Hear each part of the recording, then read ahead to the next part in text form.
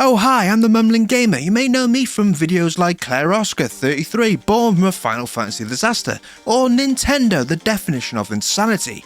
But on the next 20 minutes, we're going to dive into Zelda Stale? I don't mean gameplay, okay? I don't mean gameplay. This new direction of Zelda games is fun. It's been fun for 2 games, and the step forward from Breath of the Wild to Tears of the Kingdom is a good leap. Pun intended. On the other end of the sword though, for the story and kind of how the gameplay is built around the world, I would say it's starting to smell a little stale. So let's mumble about it, and if you like them jokes at the start, like and subscribe. I have been playing Age of Imprisonment recently, and it's the reason I am making this video. The story and the build around the characters just felt perfect. Giving Ganon some actual character elements, giving the different races of Zelda in the current world, make him kind of interesting. The backstory of some of the great elements, what happened in the past of the games. It builds the world we're currently in Zelda in so many perfect ways that the mainline games don't really do, mainly because we see mostly backstory flashbacks of stuff we can't do, even though in this game we more actually play out these events. The stale comes more through the core, down in the depths, with the actual design around the world. Take these warrior games for example, I kind of actually hate them. Some of the best stories, in my opinion, have been set weirdly in these warrior games. Set in, actually, what is this era called? This Hyrule era we're in. Okay, we've had this kind of wild era. The Calamity era? I don't know, so I'm just going to call it the Stale Calamity era. And that's what I'm going to call it for the rest of the video. If there's any other names, you can comment below. And subscribe if you find this funny. I don't know, just subscribe. Comment below and subscribe, left, subscribe. There's so much goodness in these warrior games, but the gameplay, it doesn't feel Nintendo. I know there's a stronger audience out there. That's why there's like 20 of them in the mainline warrior games. I think they're technically mainline, but I think there's also spin-offs. So I respect the gameplay. On the other hand, don't give me some of the best Zelda story in, how many years has it been? It's close to 10 now, in warrior games. Twice! It does feel like though you are beating stale bread. Kind of pointless. But you know what isn't pointless? Subscribing to the Mumbling Gamer. These 2 mainline games do have a core problem, and I think it is kind of slightly in its game design of the world, not the gameplay, but the actual design of the world. And that's not only the fact that these 2 worlds are fun to play in, but all the fun stuff has kind of already happened in these worlds. Alongside that, we also have these dungeons and shrines, technically mini dungeons throughout the whole game. Zelda and dungeons are like peanut butter and jelly. If they weren't in the game, would it even be a Zelda game? Warriors? Would it? Would it Warriors? Or maybe it would be Horizon Forbidden West. And both Zelda games have these amazing, expansive dungeons what have been critically kind of declaimed and hated for some places. But I thought they were quite good, especially the beasts. I think the beasts are better than the dungeons in the Tears. If you can look at me now, my hand is pointing, and I don't know why, because I'm voiceover. Anyway, it highlighted the Guardians, not the Guardians, it's the Guardians, it's not the Guardians, because the Guardians are them little enemies. I can't remember what they are. What are they, spiritual people? Champions! Champions of Hyrule! There we go. Champions. They're the champions. We got there in the end. Anyway, the expansive dungeons highlights I wrote Guardians in my script, and I'm going to mess that up if I don't change it. The champions of the Zelda universe. And they're a massive part of the story in the Stale Calamity era, even though we have seen 4 generations of them in a very short period. That wasn't a mumbling moment, I don't know what it is. But I'm talking about these. The shrines are some of the best puzzles in this whole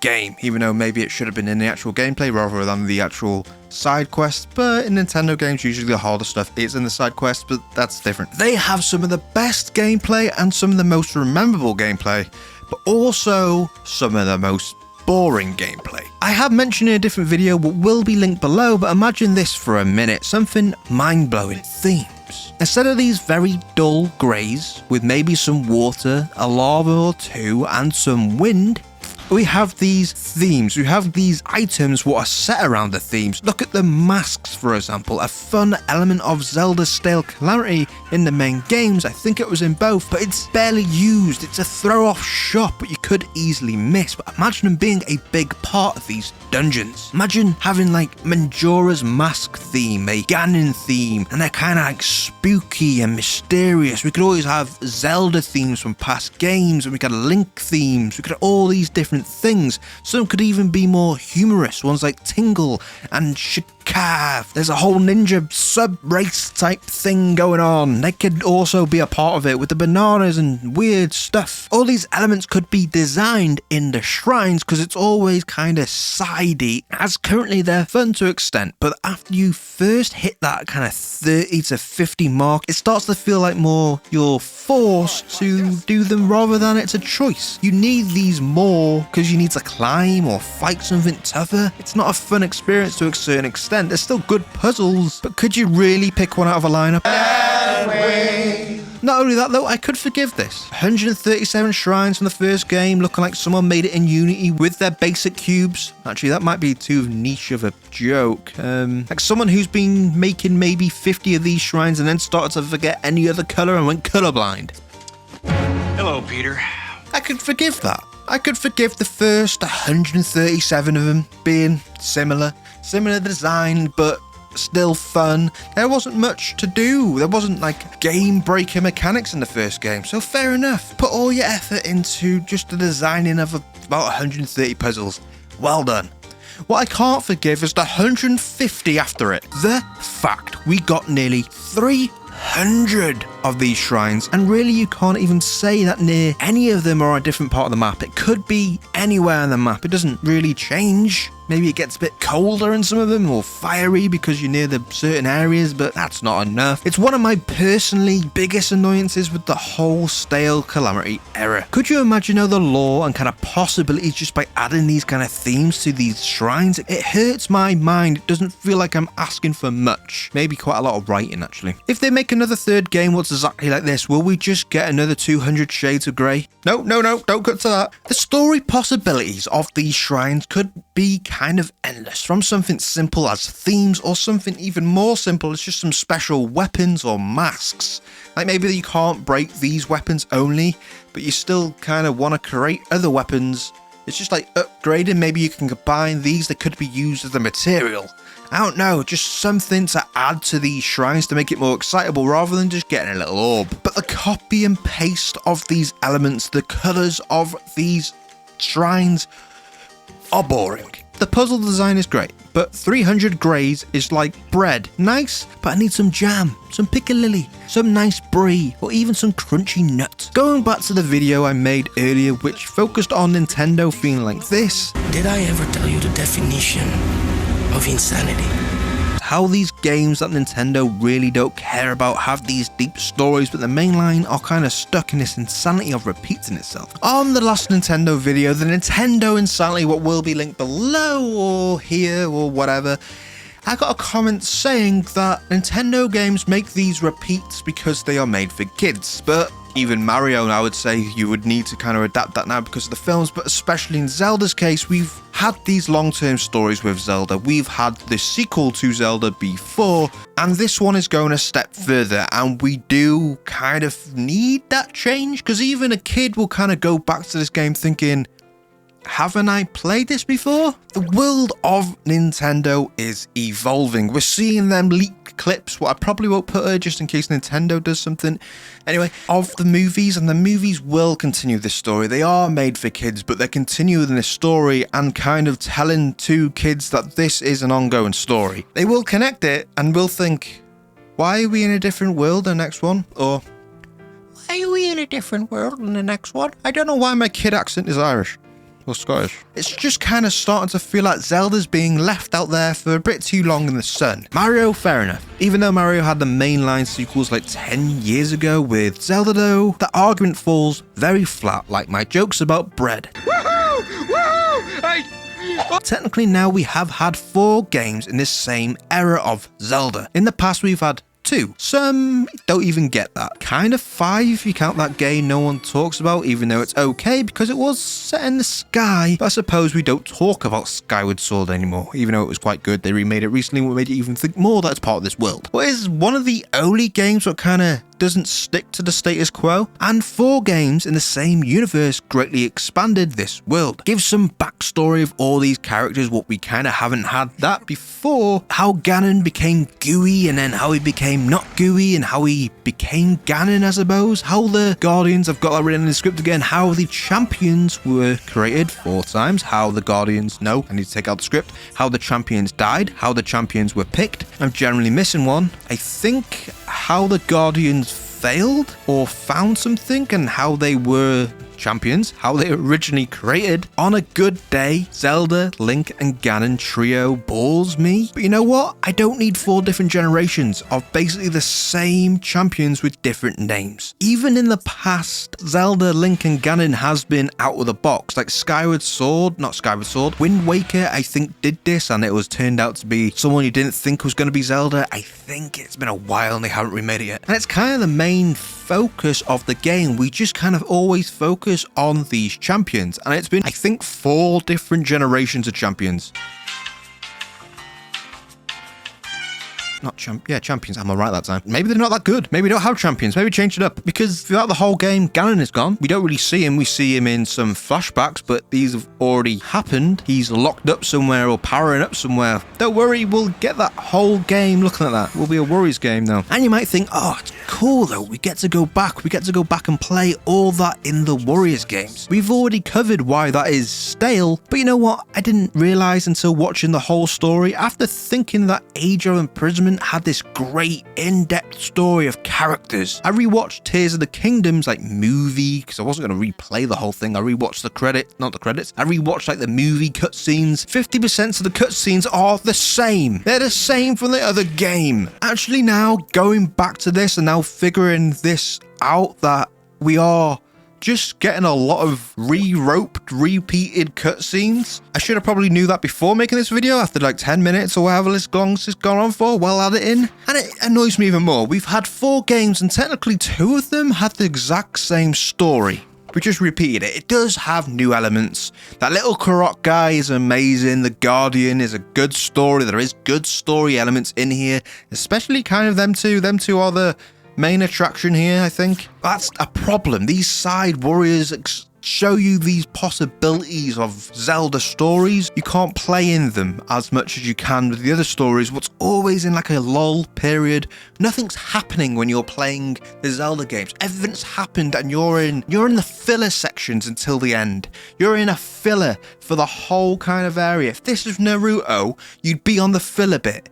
Or One Piece. One Piece kind of has a bit of filler. You'd be on the filler bit. You're on the filler section until you fight Ganon at the end of both of the games. Warriors, however, you are in the canon area. What makes 0 sense to me. This kid thing as well, the Nintendites, that everything needs to be the same because Nintendo wants you to jump on like it's your first game. With Zelda, it's been in going forward, but it has become stale because we've been in this kind of world for 10 years. The fact that we've had 4 games and 2 of them are retelling of the games technically because we've already kind of saw the cutscenes and then we see the retelling with the repackaged gameplay of Warriors. Alongside that though, I would argue that Warriors does have the better story, and if you're planning on doing a retelling of the story from the actual perspective, at least once make it the main game. Yes, the Underdark place is fun. It was a surprise that it never appeared in the marketing, blah blah blah blah. But it's a cave. With Age of Calamity and Age of Imprisonment, things happened. We had interesting subplots, we had stories bouncing off each other. Zelda, to me, when you look at Nintendo games, is not a game you can just jump in anymore. You can't just jump onto this one because you need to really know that backstory.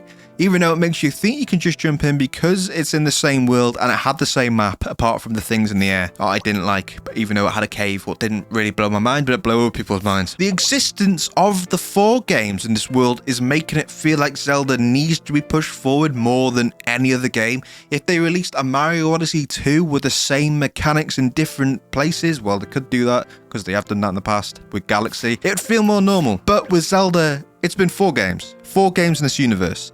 And it's starting to feel boring.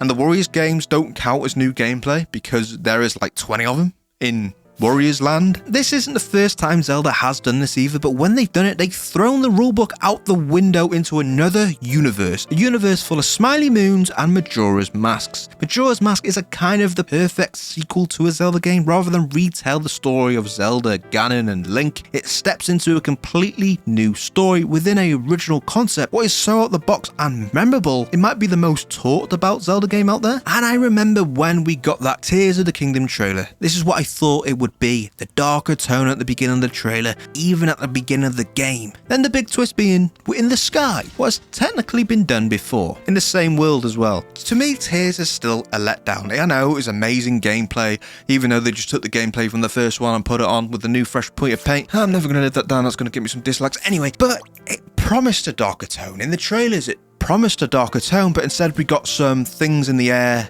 and a less gooey Ganon.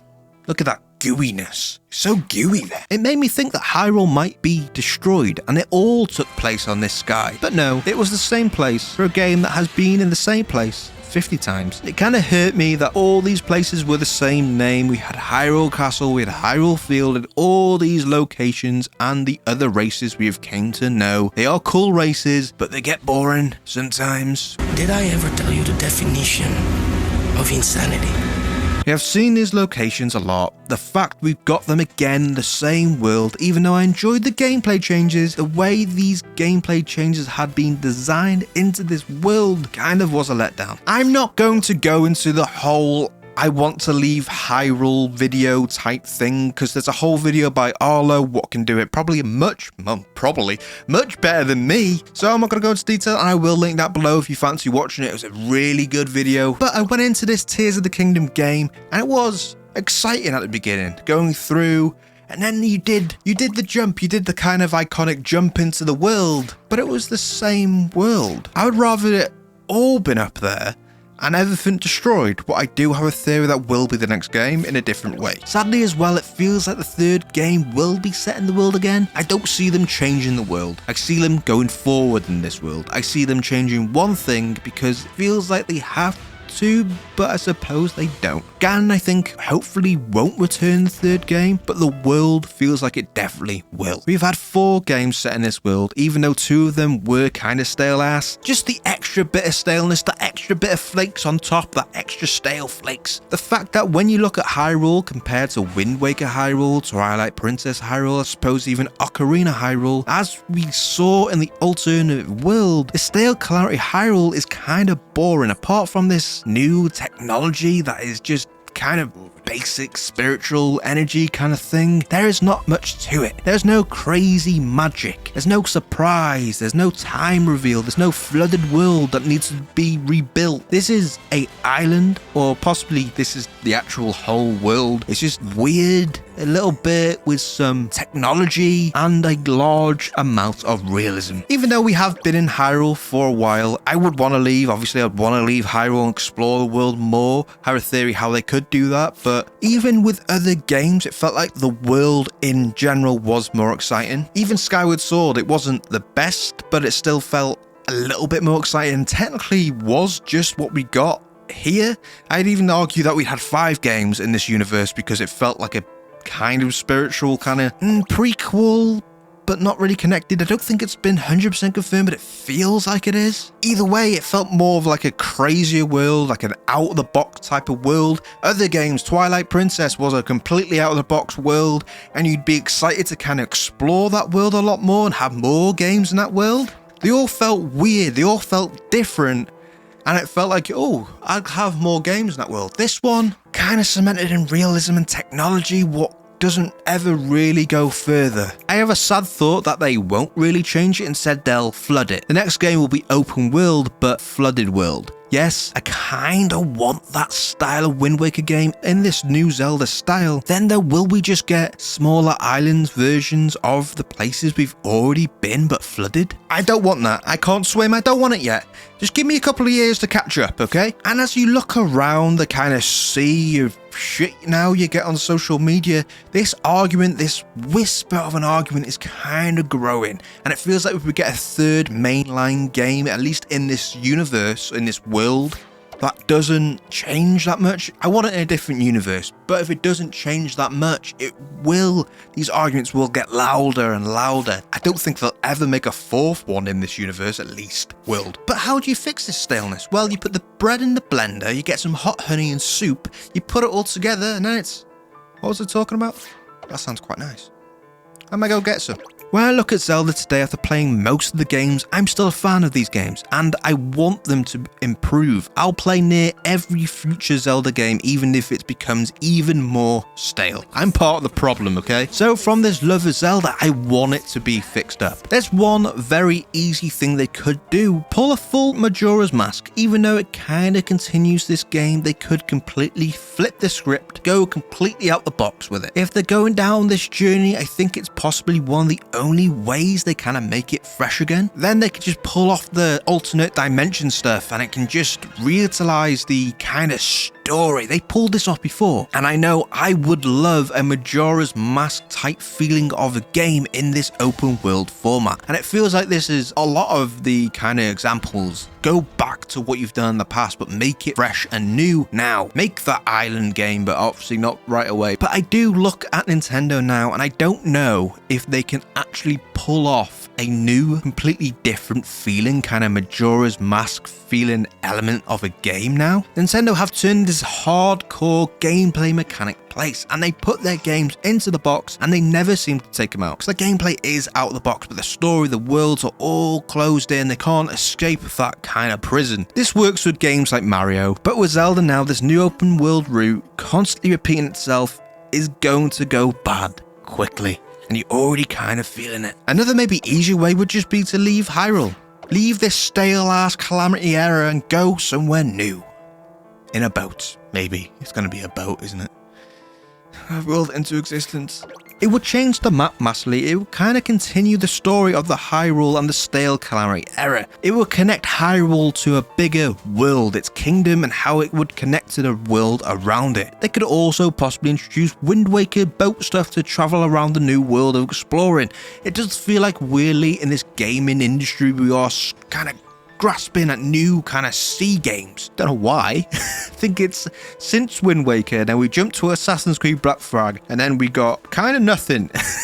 We had that pirate game, but not everyone likes open world pirate online games, so we're just kind of scammering for this new sea game, and Zelda could be that. Even though I kind of don't want it straight away, as I'm talking about it, I would kind of enjoy it. I wouldn't want a talking boat. You can make your own boat. It would change the way we kind of do dungeons as well, possibly work around the island. We could have island dungeons. This with the introduction of themes, as I really want themed shrines. Like, why is there a Ganon shrine here? Why is there a moon shrine in the middle of the ocean of an ancient rock? It just seems so interesting. There are so many different ways that this could evolve. Even though I am clamoring for something different, I want something out of this world into something new. I know a new gameplay mechanic would be that, and they technically did that, but I don't want this world. I don't want this story to continue. I want something different. But if they are going to continue, give me an island game then. Give me themed shrines and an island game. I do think this could be maybe the easiest option for the future of Zelda, just kind of changing where we are,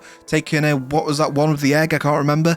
What was in a dream or forest or a boat? I don't know. They remade it recently. I can't remember what it's called. I'm not googling it now because it's the last bit of the video. It's a nice looking place. Don't get me wrong. This area, this world they've created in this new generation of open world Zelda, even though I do like the linear gameplay I will never get, I don't want to do that leap again. If they make me do another leap and I land in water instead of the ground, I will be annoyed.